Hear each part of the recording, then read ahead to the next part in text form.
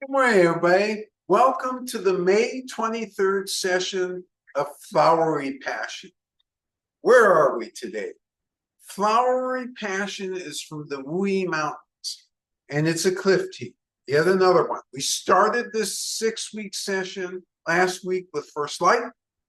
Today we continue with Flowery Passion, and I wonder what we have in store. We'll see in a minute. In the meantime, I want to talk a little bit more about cliff teas and what makes them special. So we talked about weather and leaves last week. What about roasting this week? So what happens if you over roast? And remember, most of these teas are roasted 3 times. Well, if you over roast, there's a couple things to talk about. The first is, God, you have bad lineage. You over roasted this thing. That's a horrible thing to say to me, right? By the way, don't do that. The other thing you might think in your head and not say out loud is, oh my God, these guys are LCSers. This feels like it's overly roasted for some nefarious reason. Okay, bigger than 8 words, so it must be true. It is a nefarious reason. They're trying to cover up something, and they're trying to put on the market, and this most frequently occurs with Scarlet Robe, because Scarlet Robe is inherently a blend, and if you're not from a very good place in the mountain, in fact, if you're from outside the mountain and trying to get the famousness in terms of pricing for Scarlet Robe, how do you do it? Well, you get any tea you're going to use, you go through a few steps, and then you roast the hell out of it. And as you roast the heck out of it, what happens is, and then you put on the package, special Scarlet. I love stuff like that. Special. Yeah. For the special tea drinking population that doesn't know what it's doing. That special, is that what you're talking about? And so you disguise the fact it's not from within the mountain, that it's not really high quality. Roasting is important. If you over roast by accident, you're out of luck, as it turns out. It's really hard to recover from over roast. So let's think about this in the way that Americans can understand. All right. So cake. Yes, we're going to bake a cake. And you put it in the oven, and you put it in at 475, even though the instructions said 375. You goofed. And you left it in there for X amount of time. Ugly when it comes out. Can you repair that type of ugly? Not unless you have small children. Hey, small children, this is really special. And small, inexperienced children, many of them will already sense your line. But if you get them small enough, oh yeah, this is special. This looks like I should be playing with it. It's crunchy like a cracker. Yeah, they're crunchy. That's great. A sweet cracker. So with cliff tea, it's the same issue. You can't do the wrong temperature. You can't do the wrong amount of time. And remember, I said that they, at the highest levels, do it according to the weather. So if the weather is damp, then you are taking that into consideration. If it's not, you're taking that into consideration. What about having the other extreme? Okay, I don't want to get caught making an over roast. Why don't I just light roast this? Real light roast. Just put a hint on that, and I'll be good. And then I just can't label it scarlet rope because scarlet rope is known to be pretty heavily roasted, but I could probably label it as almost anything else. And I could put top quality as the lead in, top quality, and then light roast, and then make up a name. I'd be really good. Make some money. Oh, wait a minute. You have to say from within the mountain too. Within the mountain, another LCS trick. How do you detect that? What does it taste like when you under roast?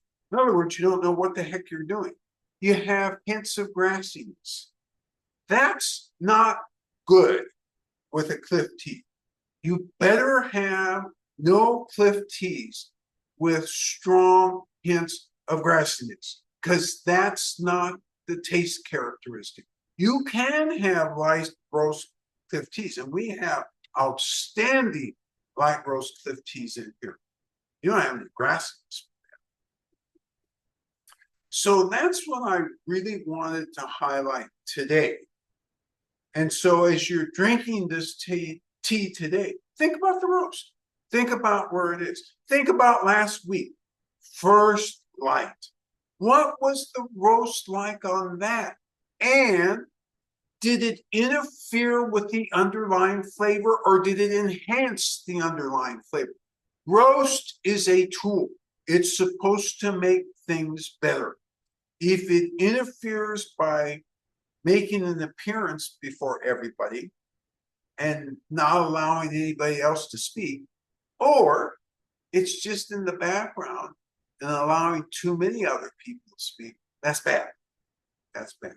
It's got to be a team player. It's got to be part of the total package. So without further ado, Bijou, the tea master, will come up here,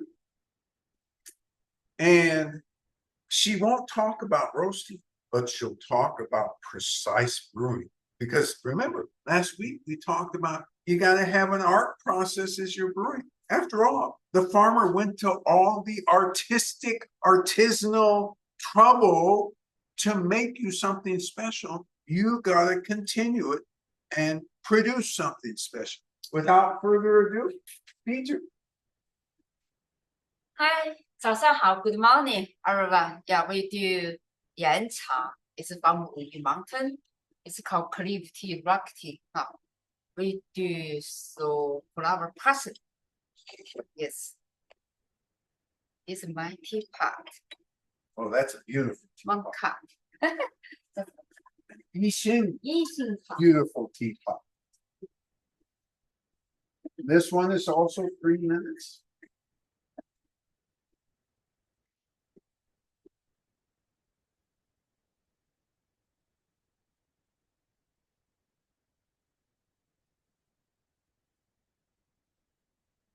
Making sure that the pot is hot, real hot, because remember, cliff tea likes that heat. 200-degree heat is what you find us using, what you see us using.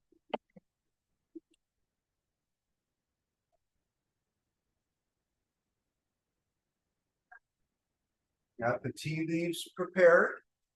Notice not touching with her hand, using these implements, a cha-chun and a cha-hai.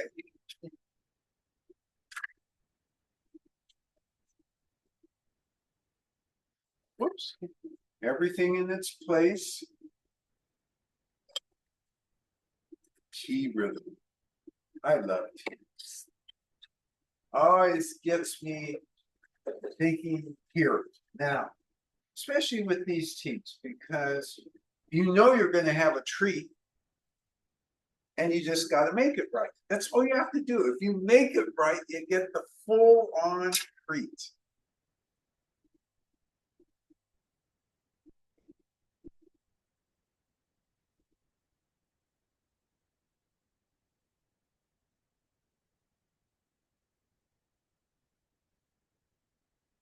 And she doesn't pour as much as possible directly onto the leaf. She pours around.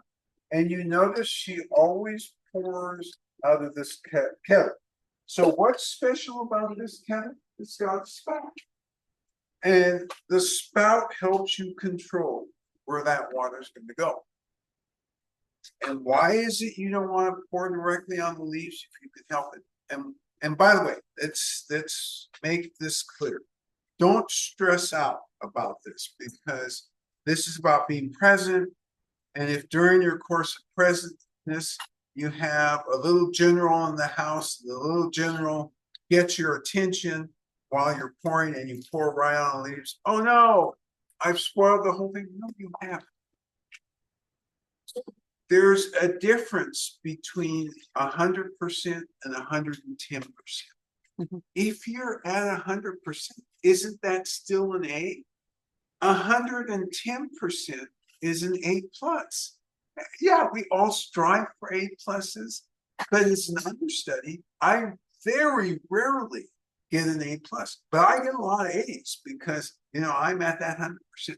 That's what you strive for, but you do know the whole rules. You know the whole routine, and you try as best you can to get to that. So this is why we take these steps seriously and walk you through them, because you can replicate what we do in here. And many of you do replicate what we do in here. And kudos to you. When the Chinese from the Wui Mountains came here in 2018 and saw how we were handling their tea, they were blown away, because it's like, God, you captured all the flavors. How did you do that? Because the big cup experience in China, though it tries hard to capture those flavors, it still doesn't quite get it. And there's some reasons for that. Don't need to go into those reasons here in this session, but, and I should say, that's what we do, and that's what we share with you, and that's why these things come out so darn good. And that's also why when the farmers and the tea business people from Wulong Mountains have come here and had this, it's been like, okay, we're glad we're selling you the tea, because you obviously appreciate what to do with the tea. And we, in turning that around with you, we're glad we're selling you the tea, because you follow these instructions and you know what to do and to get this wonderful flavor. The other week, by the way, the timer went off, she's pouring out. The other week, one of our customers, Janine, said, she said, gosh, you're only doing 1/4 of these things? And oh man. And yet we don't feel badly about this. Why? Because we're giving you the best possible experience in this single pour. Look at this color. Oh my God. Does that not look symphonic? How can a color look symphonic? Oh, what? You understand what I mean? It's beautiful. I can hear the color. That's how come it's symphonic. I can hear it, and it sounds balanced. Let's see whether my eyes are deceiving.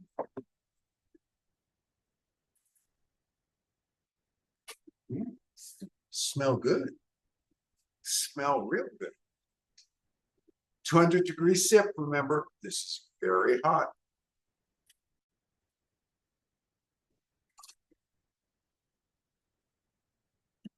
Oh my God, this doesn't taste like First Light.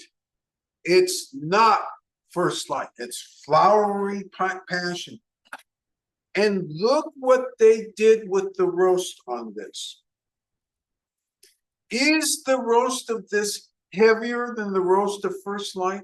It absolutely is.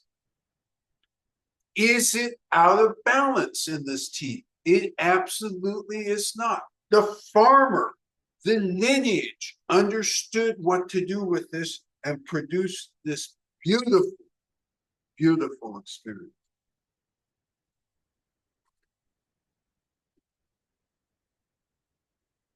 You know, during these 5 weeks that we've been gone, we've missed you all a lot. It's really hard for us to be away from the shop because we constantly think of all of you. On the other hand, it's really hard not to be with our farmer friends and people in the tea industry in China, because these have been longtime friends who helped us all appreciate and get to this spot. This has been a long journey, and every time we learn something on the journey, and we do each time we go, we make your lives richer. This enriches us. We in turn bring it back to enrich you. We are so looking forward to seeing you in person next week. This was number 2 in the Cliff Tea series, the 6-week Cliff Tea series. Now, this sounds like maybe we have, favorites. Remember, we don't have favorites in the tea shop. We love all of our teas. What we do have, though, is 160 different Cliff Teas. And therefore, they need more time. And we give them more time. And we take more time with you as we share. So we look forward to seeing you next week. Your responsibility this week, stay healthy. We'll see you next week now. Bye-bye. Bye-bye now.